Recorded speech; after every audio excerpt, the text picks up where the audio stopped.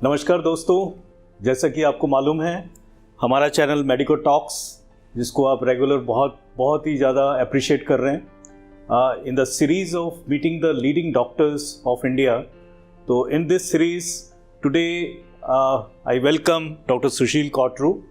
He is a very renowned doctor. He is a associate director right now with the Department of Diabetes and Endocrinology, and he is a very busy doctor. Fortunately we got some time today. Thank you very much sir. मैं आपको और भी थोड़ा सा बताना चाहूँगा. He is not looking after the patients of this place in this area. The patients from Rajasthan, from Himachal, from J&K, from Punjab, I mean almost every state of north, he is getting the patient and he is treating the patient. Sir, I welcome you here. Sir, I just want to tell you in our day to day life, हम लोगों को अपने channel में भी when we are doing it the series of number of specialisation, we were getting lot of queries related to diabetes, right? तो sir मैं सबसे पहले तो आपसे यही पूछना चाहूँगा, because this is the fastest growing disease now it is. Almost as पहले वाला जैसा एज का बार था वो भी नहीं रहा है। तो मैं सबसे पहले आपसे ये जानना चाहूँगा सर कि ये डायबिटीज़ है क्या? पहले सारे श्रोताओं को, जो सारे व्यूवर्स हैं, हाय टू एवरीवन, नमस्कार, सत श्री अकाल, आदाब। Thank you Ani ji for giving me this opportunity to talk on a very very important subject that is diabetes, very close to my heart. वैसे हम हार्मोन्स को देखते हैं, हार्मोन्स रिलेटेड डिसऑर्डर्स को देखते हैं। डायबिटीज़ की एक महामारी का रूप धारण किया हुआ है all across world, and India is right now considered as the diabetes capital of the world. ये डायबिटीज़ क्या है, तो कॉमन लोगों के लिए मैं बताना चाहूँगा कि एक सिंपल सी डेफिनेशन है। खून में शुगर का लेवल अगर बढ़ जाए, एक नॉर्मल लेवल तक तो ठीक है, अगर उससे ज़्यादा शुगर लेवल बढ़ जाए उसको हम शुगर की बीमारी या डायबिटीज़ की डिजीज़ बोलते हैं। तो ये कुछ लोग हमें बोलते हैं शुगर की बीमारी होगी, शुगर की बीमारी, दैट मीन्स ब्लड में शुगर का लेवल बढ़ जाना, जिसको हम हिंदी में मधुमेह रोग भी बोलते हैं। तो हमारा एक नॉर्मल ब्लड शुगर कितना होना चाहिए हेल्दी पर्सन का? खाली पेट का शुगर मीन्स अगर 8 आवर्स का फास्ट है तो fasting sugar it should be less than 100। और अगर हम ग्लूकोज टॉलरेंस टेस्ट करते हैं, अगर हम किसी पेशेंट को ग्लूकोज 75 ग्राम्स का ग्लूकोज पिलाते हैं 200 ml ऑफ वाटर, तो उसके देने के बाद 2 घंटे बाद अगर हम चेक कराएंगे तो 140 से कम होना चाहिए। अगर उससे लेवल बढ़ना स्टार्ट हो गया तो एक स्टेज तक इसको हम प्री डायबिटीज़ बोलते हैं। और अगर ग्लूकोज लोड के बाद 200 से ज़्यादा हो जाएं या फास्टिंग शुगर 126 या उससे ज़्यादा हो जाएं तो डायबिटीज़ बोलते हैं। दैट मीन्स ब्लड में शुगर का लेवल बढ़ जाना is diabetes. Right sir. Sir basically patients जो हमारे पास भी पूछते हैं हमारे से, I mean as a medical person, type 1 diabetes और टाइप 2 डायबिटीज़ में बहुत कंफ्यूज रहते हैं। What is the difference between the two? तो बहुत तरीके का डायबिटीज़ हैं। तो कॉमन हमारे जो लाइफस्टाइल डिसऑर्डर की वजह से है वो टाइप 2 डायबिटीज़ है। बट आउट ऑफ 10 पेशेंट्स एक पेशेंट टाइप 1 डायबिटीज़ का भी होता है। तो मैं मोटे तरीके से लोगों को ही बोलता हूँ कि type 1 diabetes there is main defect is absolute insulin deficiency. उनमें इंसुलिन बनाने की सेल्स, जो इंसुलिन एक हार्मोन है, जब हम कुछ खाना खाते हैं जो कन्वर्ट ग्लूकोज में होता है। खाने में 3 कंपोनेंट्स मेनली जो होते हैं जिसको मैक्रोन्यूट्रिएंट्स बोलते हैं। उसमें कार्बोहाइड्रेट होता है, प्रोटीन होता है, फैट होता है, और कुछ माइक्रोन्यूट्रिएंट्स होते हैं जो कम क्वांटिटी में ज़रूरत है। मेनली अब कार्बोहाइड्रेट जो बॉडी में जाने के बाद ग्लूकोज में कन्वर्ट होता है।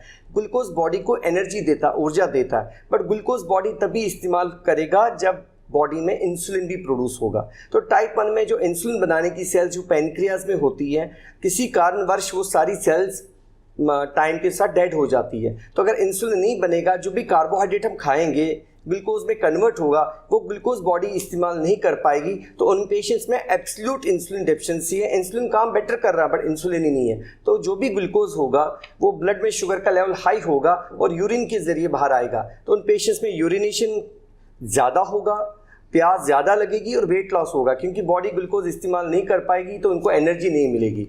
जो हम हमने सब बहुत सारे लोगों ने मुन्ना भाई MBBS की मूवी देखी है, उसमें जो क्लासिकल सिम्टम्स बोलते हैं, पॉलीयूरिया पेशाब ज़्यादा लगना, पॉलीफेजिया भूख ज़्यादा लगना, वेट लॉस होना, ये क्लासिकल सिम्टम्स जो हैं, लक्षण है, ये टाइप 1 डायबिटीज़ में देखा जाता है। और टाइप 1 डायबिटीज़ ज़्यादातर 6 से 12 साल की एज में बच्चों में देखा जाता है। उससे कम एज में भी हो सकता है, उससे ज़्यादा एज में भी हो सकता है।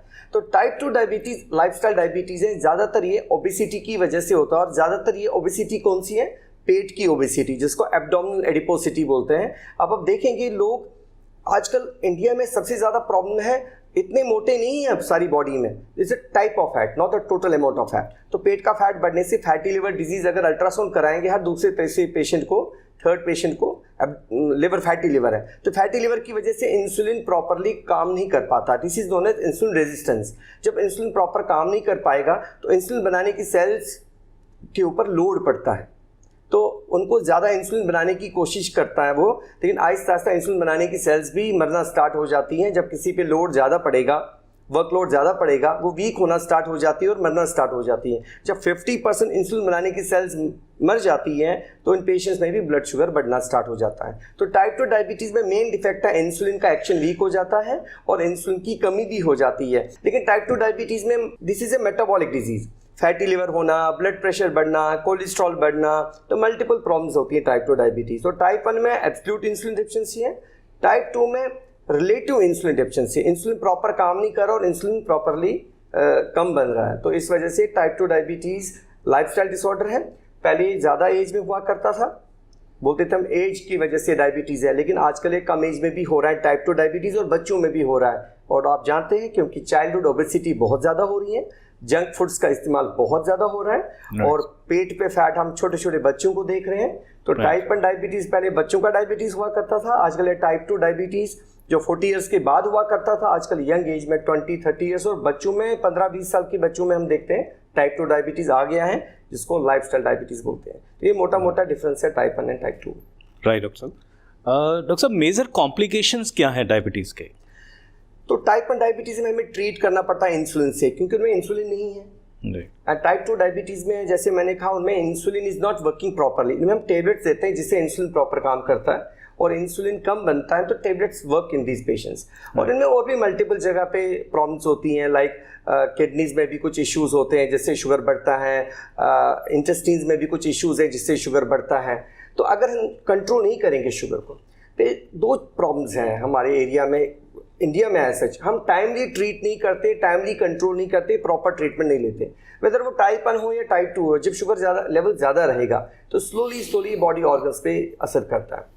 तो हाई शुगर में इमीडिएट कॉम्प्लिकेशंस होती हैं, इसको एक्यूट कॉम्प्लिकेशंस बोलते हैं, और अगर थोड़ा शुगर ज़्यादा रहेगा तो ये लॉन्ग टर्म कॉम्प्लिकेशंस कर सकता है, क्रोनिक कॉम्प्लिकेशंस। तो एक्यूट कॉम्प्लिकेशंस में जब शुगर बहुत ज़्यादा हाई हो जाए तो बच्चों में डायबिटिक कीटोएसिडोसिस बोलते हैं कि शुगर एसिडिक बन जाती है बॉडी और बच्चा बेहोशी में जा सकता है, पेट में दर्द, उल्टियाँ, सांस की तकलीफ, इन पेशेंट्स को आईसीयू में भी एडमिट करना पड़ सकता है। तो ये टाइप 1 में होता है। टाइप 2 डायबिटीज़ ज़्यादातर ओल्ड एज में होते हैं, शुगर हाई होने की वजह से डिहाइड्रेशन ज़्यादा होता है, तो वो अनकॉन्शियस, कोमेटोज, डिसऑरिएंटेड, ये ज़्यादातर रीज़न ये होता है कि पेशेंट मेडिसिन बंद करते हैं या कोई इन्फेक्शन हो गया या ट्रॉमा हो गया, कोई स्ट्रोक हो गया, हार्ट अटैक हो गया, इस वजह से बॉडी में स्ट्रेस आने की वजह से शुगर शूट करता है। तो टाइप 2 में एक्यूट कॉम्प्लिकेशंस, टाइप 1 में ज़्यादातर डायबिटिक कीटोएसिडोसिस में एसिडिक होती हैं, टाइप 2 में डिहाइड्रेशन की वजह से बॉडी में एक ऑस्मोलैलिटी, सोडियम बढ़ने की वजह से ब्रेन पे असर आता है।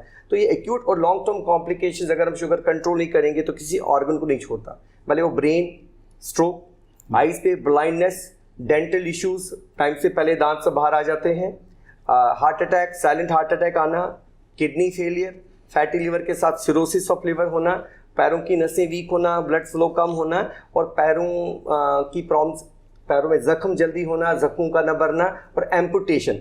एवरी 30 सेकंड में एक फुट कटता है, पैर कटता है वर्ल्ड में ड्यू टू डायबिटीज़। ये सारी कॉम्प्लिकेशंस हो सकती हैं। इन्फेक्शन का रोकने की जो क्षमता है वो भी कम हो जाती है, तो ये देखते हैं हम कि इन्फेक्शन का रिस्क बढ़ जाता है डायबिटीज़ में। तो शुगर कंट्रोल करना बहुत ज़रूरी है to prevent acute and chronic complications.